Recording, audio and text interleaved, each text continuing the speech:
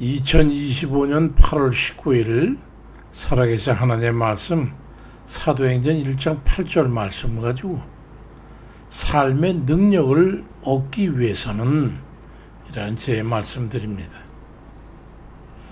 제 나이가 50쯤 됐을 땐가요? 그때부터 전 이빨이 안 좋아져 가지고 잇몸이 붓는다든가 피가 난다든가 때로는 염증이 생겨가지고 치통 때문에 그냥 세월이 가면서 점점 안 좋아지고 너무 아파가지고 말이죠. 그랬어요. 거기다 또 어렸을 때부터 전 치열이 안 좋아가지고 이건 그 생선 아귀 이빨보다 더 보기 싫고 거기다 맨날 볼 안쪽을 씹는다든가 혀를 씹는다든가 가지고 아픈 적이 한두 번이 아니었죠. 세상 삶이 다 그런 거 그냥 하고 이제 그렇게 60이 조금 넘어서면서부터 하나둘 이빨이 건덩거려가지고 못 쓰게 되니까 임플란트를 하게 됐는데 초조카 중에 한 사람이 치과 의사가 있는데 아주 유능한 사람이에요. 전라남도 광주에 이제 그 치과라고 했는데 거기까지 내려가면서 신세를 지고 또 큰 도움을 받아가지고 저렴하게 그렇게 해서 이제 한 10여 년이 넘는 동안 정말로 간절히 기도하면서 10개 정도를 갖다 임플란트로 대체해 왔어요. 근데 희한하게 올해 돌아가지고 보니까요. 이제 탈나는 게 없더라고요. 다 이제 수리가 된 거죠. 근데 거기다 또 기적적인 결과를 얻게 됐어요. 치열도 물론 아주 좋아졌고 그것도 사람들 보기에도 이빨 참 너무 좋다고. 근데 거기다가 통증도 없어지고 염증도 있던 거 다 없어지고 깨끗해지고 피나고 솟구치는 그런 것도 없어가지고 아주 처음부터 부모님으로부터 몸을 받았던 그때부터 그렇게 이빨이 좋았던 것 같은 그런 특별히 좋아졌어요. 근데 거기다 또 더 특별히 귀한 게 하나 생겼는데 이 왼쪽 어금니로 음식을 씹으면요 식감이 희한한 식감을 느끼게 된 거예요. 오른쪽으로 음식을 씹으면은 그냥 일반적으로 음식 맛이 나는데 그러다가 이제 이쪽 또 방향을 바꿔가지고 왼쪽 엄니로 음식을 보내 씹게 되면은 아주 연한 소고기 스테이크를 말이죠. 미디엄 정도로 구운 거를 씹는 그런 식감을 느끼게 되는 거예요. 이 말을 다른 사람한테 했더니 피고 웃고 말더라고요. 그게 무슨 말인지 믿지를 못하는 거죠. 제가 생각해도 이 말을 누가 믿겠으며 그 맛은 또 어떤 맛일까 이해가 될까 하는 생각이 들더라고요. 저도 그게 간증을 하면서도 이 희한한 일을 다른 에게 이해시킬 방법이 없어서 참 안타깝습니다. 경험해보지 않고는 전혀 감이 오지 않을 것이기 때문이라는 걸 알지요. 오늘 이 말씀을 듣는 분들은 저에 대해서 잘 아실 테니까 이 말씀 사실임을 말씀드립니다. 그리스도로서 주의 권능을 힘입어 살기 위해서는 성령을 의지해야 합니다. 성령을 의지한다는 건 어떤 말씀이겠습니까? 이 세상에 살아가면서 어찌하면 그리스도인으로 주의 말씀을 온전히 경험하면서 살 수 있을까 하는 것이죠. 저는 성경을 읽으면서 처음에 초년에는 말이죠. 의구심을 가졌던 그런 때가 있었어요. 아무리 해도 성경을 믿을 수가 있어야 말이죠. 성경의 어느 부분은 허구가 사실처럼 기록되어 있는 것처럼 보이더란 말이에요. 그 일부분이라도 허구라면 그러면 성경 전체 모두 100% 중에서 99%가 사실이고 1%가 허구라 할지라도 그 1%가 어디에 적용됐는가? 그러니까 성경 전체가 결국 허구라고 정의를 해야 되는 게 아닌가는 그건 딜매에 빠지게 됐어요. 믿을 수가 없는 거예요.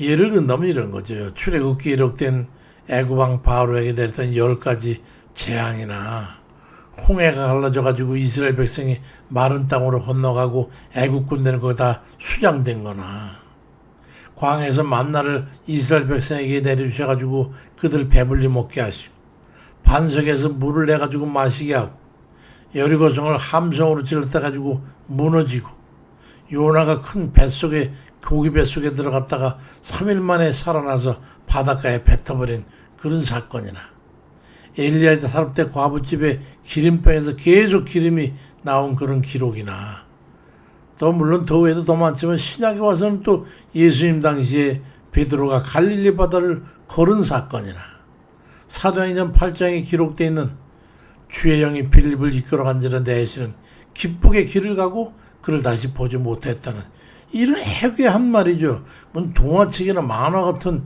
그런 내용들의 기록이 그거였어요. 그게 무슨 말도 안 되는 소리냔 말이죠.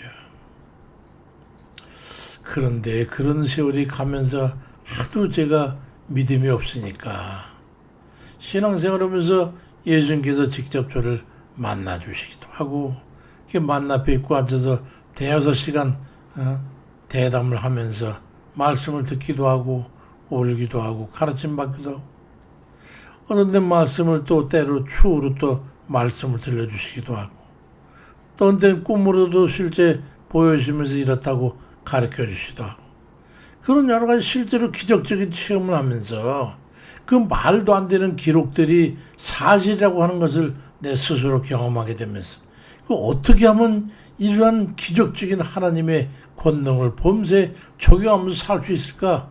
그걸 생각하게 된 거예요. 그래서 성경에 몰두하게 되고 거기서 길을 찾고 했었죠. 근데 사도행전 1장 8절에 보니까 오직 성령이 너에게 임하시면 너희가 권능을 받고 예루살렘과 온 유대와 사마리아 땅끝까지 이르러서 내 증인이 되리라고 말씀하는 보면 그게 다 믿어지더라고요. 방법은 한 가지예요. 성령을 받고 또 받은 바 성령으로 충만해서 가득 그 심령을 성령으로 충만히 채우고 그 성령을 온전히 의지하면 된다는 거예요. 어려운 말이 아니더라고요. 그 성령을 온전히 의지하지 않으면 권능을 나타낼 수가 없는 거예요. 그리스도에는. 그럼 왜 안 되느냐? 그건 몇 가지 문제가 있죠. 거기에. 예수님 부활 승천하신 후에 제자들의 행보를 보면요. 요한복음 14장 12절에도 보니까 내가 진실로 너에게 이르노니 나를 믿는 자는 내가 하는 일을 그도 할 것이고 또한 그보다 큰 일도 하리라고 그렇게 주님이 말씀을 주셨지만은 제자들은 그 기대치만큼 행하지 못했어요. 왜 그랬냐? 믿음이 없었죠. 그 말이 그 말이 아니냐 그래. 아니에요. 믿음을 가져야 되는 건데 우리의 믿음이 애매모호한 부분이 많다는 것을 우리 스스로가 잘 알 거예요. 어떤 때는 확 믿어질 때 있잖아요. 그때는 기적을 체험하잖아요. 그런 적 없습니까? 그 이유가 저는 궁금했어요. 그래서 성경에서 그걸 답을 찾아보기 위해서 성경 열심히 읽었죠. 우리가 생각하는 그 범죄 것이더라고요. 영적인 믿음이 워낙 부족했고 또 제자들이 성경을 하면서 실질적으로 전도하고 그러면 얼마나 피곤했겠어요. 그러니 기도할 시간이 부족하니까 부족한 그 기도 때문에 성령의 권능을 온전히 힘일 방법이 없었던 거예요. 죽을 시간은 있어도 기도할 시간이 부족했던 거죠. 그게 현실적인 거였어요. 주님께서 마가복음 9장 29절에도 보니까 이르시되 기도 외에 다른 것으로 이런 유가 나갈 수 없다고 말씀하시는데 주님께서도 실제로 본을 보시길 기도의 분량을 채우시기 위해서 새벽이고 저녁이고 밤새고 할 것 없이 모든 짜투 시간까지 기도에 전념했던 것을 보면은 증거가 되는 거예요. 우리 실제로 그렇게 못하잖아요. 저도 못해요. 믿음과 기도 외에는 성령의 권능을 힘입을 수가 없고 현대와 같이 오감에 전적으로 의지하고 살아가는 그런 사람들의 의식을 가지고 있는데 그런 이들에게 영적인 믿음을 온전히 간다는 게 결코 쉽지 않다는 것을 우리 모두가 잘 알잖아요. 그것이 우리 한계라는 걸 알게 되는 거예요. 그렇다고 가지고 성령의 능력은 우리에게 그럼 불가능한 거냐? 절대로 그렇지 않습니다. 우리가 얼마나 현재보다 성령의 권능에 치중하느냐에 따라서 결과치가 달라지는 것이기 때문에 성령을 받고 충만하기 위해서 기울이는 노력만큼의 성령의 권능을 힘입을 수 있게 되는 거예요. 얇으면 얇은 대로, 깊으면 깊은 대로, 기도의 분량이 많으면 많은 대로 되는 거예요. 분명히 됩니다. 성령의 권능을 얻기 위해서는 기도가 절대적으로 필요하거든요. 사도행전 2장 1절로 4절에 말씀해 보면 오순절날이 그들에게 다 같이 한 곳에 오순절날에 모였더니 그들이 다 성령의 충만을 받고 성령의 말하게 하심을 따라서 다른 언어들로 말하기 시작했다고 오순절 다락방 사건이 기록되어 있잖아요. 그들이 열흘 동안 120명이 한 곳에 모여가지고 그 중동의 그 뜨거운 이스라엘 땅에서 죽기 살기로 기도한 거예요. 예수님 이제 부활선적 가셨으니까 자기들만 남았으니까 이제 잡히면 다 죽는 거예요. 낙동강 오리알 신세란 말이에요. 그 상황에서 기도해. 얼마나 기도했겠어요. 상상이 가시죠? 또 그뿐이 아니고 사도행전 4장 24절에 보니까 그들이 한 마음으로 하나님께 소리 높여 이르되 손을 내밀어 병을 낫게 하옵시고 표적과 기사가 거룩한 정 예수의 이름으로 이루어지게 하옵사오고 죽기 살기로 기도했더니 빌기를 다음에 모인 것 진동하면서 무리가 다 성령이 충만해가지고 담대 하나님 말씀을 전하게 됐다고 말씀되어 있잖아요. 적나라하게 느껴지시죠? 이런 말씀들을 자꾸 보면서 우리 믿음을 키워야 되는 거예요. 그리고 그에 따라서 기도하는 거예요. 성령 강림이나 성령 충만은 기도에 의해서 이루어졌던 걸 알 수 있잖아요.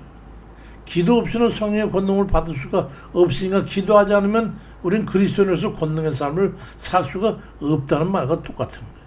그러니까 역으로 말하면 기도하는 만큼 우리는 권능을 힘입을 수 있다는 그런 말이기도 한 것이죠. 비근한 예를 들면요. 올 봄까지 제 오른손 등에 그 혹이 생겨가지고 말이죠. 점점 자라가지고 한 밤톨 작은 거 정도 그렇게 혹이 나가지고 딱딱하고 누르면 아프고 이런 걸리적거리고 그래서 만질 때마다 기도했어요. 하나님 이것 좀 없애주세요. 아니면 또 병원에 가서 칼로 째고 이것도 빼야 되는데 하나님 병원 갈 수도 없고요. 아침에 일어나서 화장실 갈 때마다 만져지면 기도하고 만져지면 기도하고 그랬는데 몇 달이 지났을 텐데 어느 날 아침에 그 우연히 그냥 가면서 만졌는데 그때는 당신 모르다 얼뜻 생각해보니까 이놈 혹이 어디로 갔어? 보니까 혹이 없어졌더라고요. 또 그런가 하면 제 아내가 있는데 제 아내가 발톱 무좀이 있어가지고 아주 무슨 흉갑 이름도 잊어버렸는데 그 짐승 흉갑처럼 맞아 발톱이 말발굽처럼 그렇게 됐었는데요. 맨날 그러면서 우리 집사람이 기도하더라고요. 하나님 이거 발톱 좀 이거 어떻게 좀 좀 깨끗이 좀 해주세요. 맨날 그런 소리 제가 들었거든요. 근데 며칠 전에 엊그저께 보니까 말이죠. 이거 발톱이 정상이 돼 있더라고요. 그래서 아내한테 아니 할매야 어떻게 된 거야 했더니 몰라요. 언제 보니까 이게 정상이 됐대요. 또 그러더라고요. 누가복음 12장 30절에 이 모든 것은 세상 백성들이 구하는 것인데 너희 아버지께서 이런 것이 너에게 있어야 할 줄을 아신다고 말씀하고 이 맹점이에요. 우리 아버지는요 우리가 구하기 전에 이미 우리가 필요한 거 아셔요. 그냥 구하기만 하면 돼요. 구구이 설명할 것도 없어요. 하나님께서 우리에게 무엇이 있어야 할지를 이미 아시는 분이고 거기다가 예레미야 32장 27절에 보면 나는 여호와여 모든 육체의 하나님이라 내게 할 수 없는 일이 있겠냐라고 말씀합니다. 육체, 하나님 영의 하나님이 아니라 모든 육체의 하나님입니다. 육체를 가진 이 미약한 우리의 사정과 형편을 우리의 이 능력을 아시는 상세하시는 그런 하나님이시기 때문에 우리가 무엇을 구하는지 다 아셔요. 구체적으로 아신단 말이에요. 경험한 것처럼 아신단 말이에요. 우리 연약상을 아시는 하나님이시고 우리의 필요도 이미 아시는 분이 그렇다면 우리 할 일만 남게 되는 거예요. 그 할 일이 뭐예요? 먼저는 주님께 대한 확신을 갖는 거예요. 주님이 원하시면 반드시 일이 될 수 있다고 하는 확신을 갖는 거예요. 그리고 나머지 뭐 하나죠. 하나님의 권능이 필요할 때마다 열일 젖혀놓고 기도에 치중하는 거예요. 어떤 사람은 기도하라고 그러니까 말이죠. 기도는 힘들어서 못하고 귀찮아서 못하고 피곤해서 못하고 맨날 다른 것만 찾아가는 거예요. 어디에 무슨 목사님이 모임이 있다. 어디에 무슨 은사자가 있다. 어디에 기도원에 있다. 맨날 그런 데만 쫓아다니는 거예요. 그건 가기 쉽잖아요. 하기 쉽잖아요. 가정에 무슨 일이다. 가족에 무슨 일이 돼가지고 맨날 내가 그랬거든요. 성경으로 돌아가라. 사복음서에 주님의 능력이 기록되어 있는 사복음서를 보면서 자기에게 적용될 만한 그 말씀을 찾아서 적어라. 그리고 그 말씀을 붙잡고 말씀한 대로 기도해라.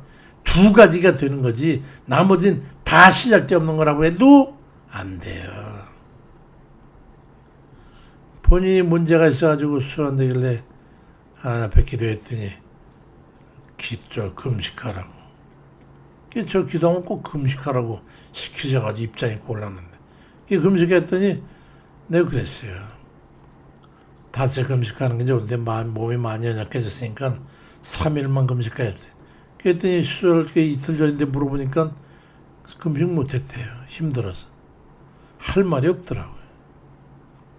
하나님의 권능이 필요할 때마다 무엇을 내가 해야 될지를 그거에다 초점을 맞춰야죠. 엉뚱한 데 가가지고 그거 대신 다른 걸로 어떻게 좀 뭉쳐볼까? 소망을 버리세요. 기도에 치중한다면 그에 비례해서 성령의 권능을 힘있게 되고 그러니까 그리스도인으로서의 능력의 삶을 살아가게 되는 가능성을 갖는 가능성. 되고 안 되고는 믿고 기도하는 거에 딸린 거예요. 그보다 더 급한 일들이 있으세요? 그러면 아직까지 덜 급한 거죠. 삶의 우선순위에 믿음의 근거가 되는 주의 말씀과 성령의 임하심과 충만을 위해서 기도에 몰두하는 그런 이들 다 되시길 주의 이름으로 축원드립니다. 아버지, 우리의 기도를 하나님 들어주세요. 이 나라의 백성을 살펴보세요. 아버지, 이 나라를 지금 이끌어낸 지도자라는 사람이 어떤 사람이 주님 아시죠? 그를 따라간 사람들 보셔. 잘생겼다고 감옥에서 사람을 내보냈다고 잘했다고 하는 이런 미련한 백성들이 무엇을 바라겠어요, 아버지? 일본 시대에 그렇게 괴로움 상했던 그분들을 등쳐먹은 그런 여자를 갖다가 무슨 이유로 해서 그런 사람들을 사면을 하냐 말이에요.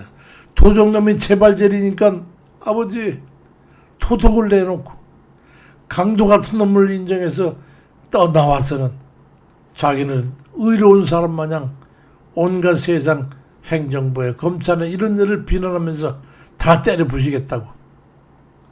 아버지, 이 약함을 어찌 해야 된단 말입니까, 주님? 아버지, 이 백성을 긍휼히 여겨주세요. 우리 한마디 사는 이 기도가 결코 땅에 헛되이 떨어지지 않을 줄을 믿습니다. 도와주세요. 이 백성을 도와주세요. 아시아에서 이 대한민국이 무너지면 모든 아시아가 다 공산주의 된다는 거 주님 아시지요? 이대로 내버려 주실 것이 아니라면 우리의 연약한 기도도 아버지 들어주세요, 하나님. 불쌍히 여겨주세요, 이 백성을 하나님. 어쩌면 좋단 말입니까, 주님? 살인자가 서고 불의한 자가 의롭다고 하고 지 곳간에 있는 쌀 퍼주듯이 이 나라에 주님 모든 것을 고갈시키는 이 어지럽고 혼란한 이 시대를 우리가 어찌 너무 이 파고를 넘어간단 말입니까, 주님. 아버지, 이 백성을 불쌍히 여겨서 구원해 주세요. 예수 이름으로 기도드립니다. 아멘입니다.